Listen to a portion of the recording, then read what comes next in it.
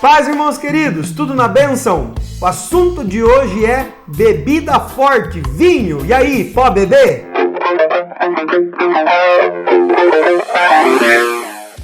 A sugestão de hoje veio da nossa querida irmã Duda Neves, que mandou lá no Instagram.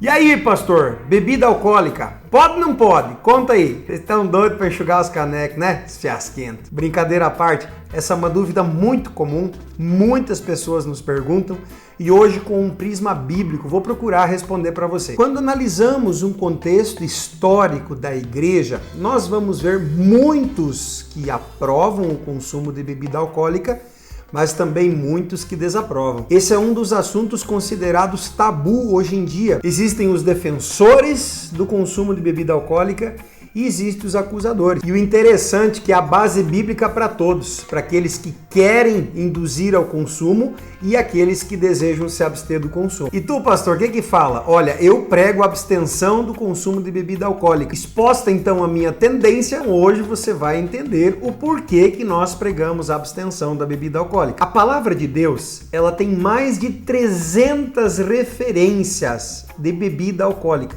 seja direcionada ao vinho ou à bebida forte. Eu vou entrar no conceito do vinho logo em seguida. Primeiro quero falar sobre a bebida forte. O que significa bebida forte? Todo destilado, todo aquele que passa por um processo de fermentação.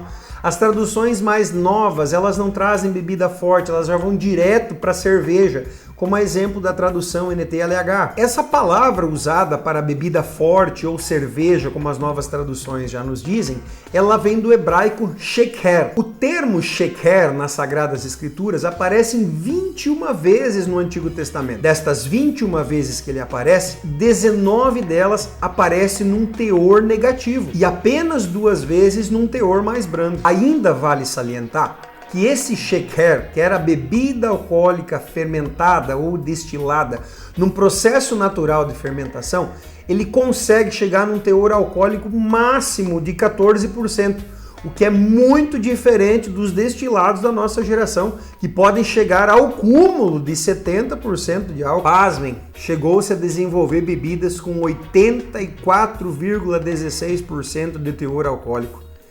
É muito diferente bebida forte de antigamente com a bebida forte de hoje. Das 21 referências bíblicas, 19 condenam o consumo e apenas 2 são mais brandas. O que vamos ficar? Vamos ficar com a máxima ou vamos ficar com a mínima? Quando o assunto então é vinho, no Antigo Testamento nós encontramos 2 termos. O primeiro termo é tirosh. Esse termo tirosh, ele aparece nas nossas traduções em português como vinho. Mas ele não significa vinho fermentado. O termo tirosh significa simplesmente uvas prensadas. Então eu poderia entender esse termo como suco de uva. Já o vinho alcoólico no Antigo Testamento, ele usa uma palavra hebraica, yain. É lógico que eu não falo hebraico, então talvez a pronúncia pode estar um pouquinho errada aí, mas o termo hebraico para vinho, yain, é Y-A-Y-I-N. Esse yain, ele aparece 137 vezes só no Antigo Testamento. Dessas 137 vezes, 60 delas estão apresentados como um termo negativo. Outras 60 vezes como um termo neutro. Simplesmente a Bíblia não explica o contexto, só cita a questão do vinho alcoólico. E 17 vezes como um termo positivo. Quero citar um texto que se encontra no livro de Provérbios, lá no capítulo de número 31, a partir do versículo 4. Preste atenção como está escrito aqui. Não convém aos reis, ó Lemuel, não convém aos reis beber vinho, não convém aos governantes desejar bebida fermentada, para não suceder que bebam e esqueçam do que a lei determina. Deixem de fazer justiça aos oprimidos. Dê bebida forte aos que estão prestes a morrer, vinho aos que estão angustiados, para que bebam e se esqueçam da sua pobreza e não mais se lembrem da sua infelicidade. Aqui tem uma receita quem é para beber. Você que tá para morrer, que tá infeliz, tá angustiado.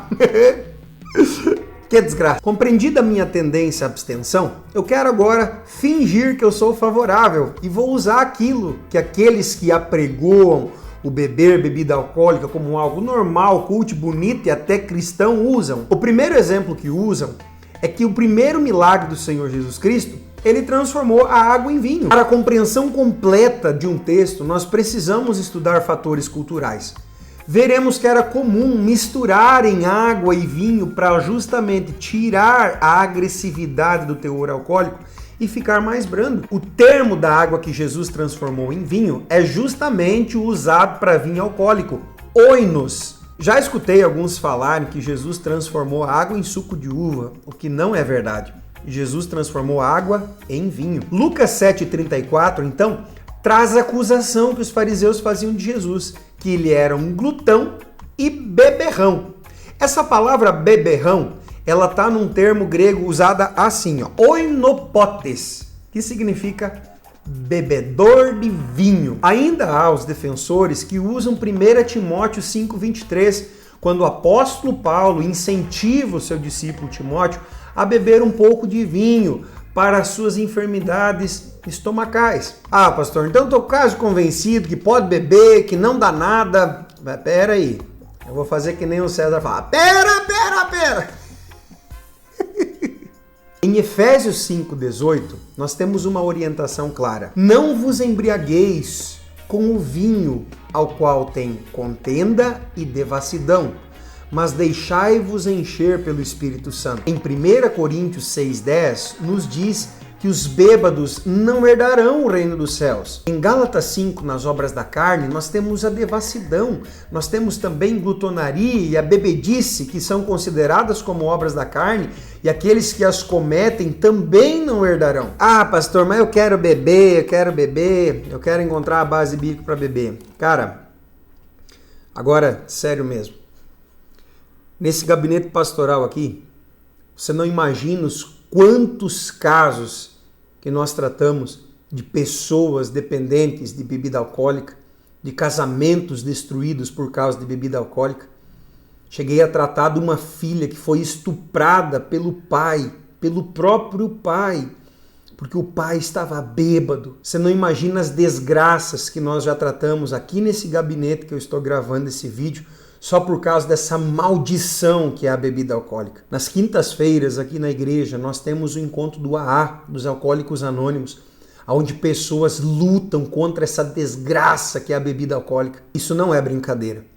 Sabemos aqui das dúvidas que se levantam, mas eu jamais poderia incentivar o consumo dessa maldição que tem destruído tantos lares, que tem estragado tantas vidas, que tem feito marcas para sempre na vida de tantas pessoas. Sim, você vai encontrar pessoas que dizem, não dá nada, pode consumir, beba, Jesus era bêbado, mas tudo isso é mentira.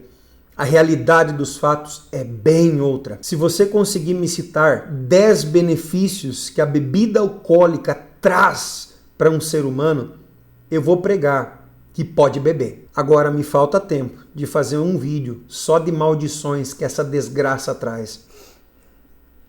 Há aqueles ainda que conseguem tomar uma taça de vinho, um copo de cerveja. E aí, pastor, tô no inferno?